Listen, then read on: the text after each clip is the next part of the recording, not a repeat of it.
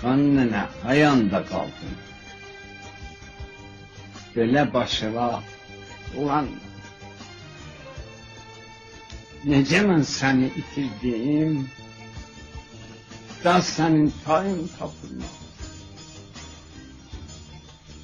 Sən ölən gün əmmə gəldin, məni götdü ayrı kəndə. Mən uşaq nə anlayaydım. Başımı qatıb uşaqlar, neçə gün mən orada qaldım.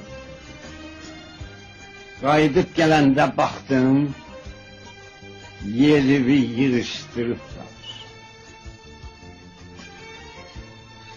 Nə özün və nə yerin var.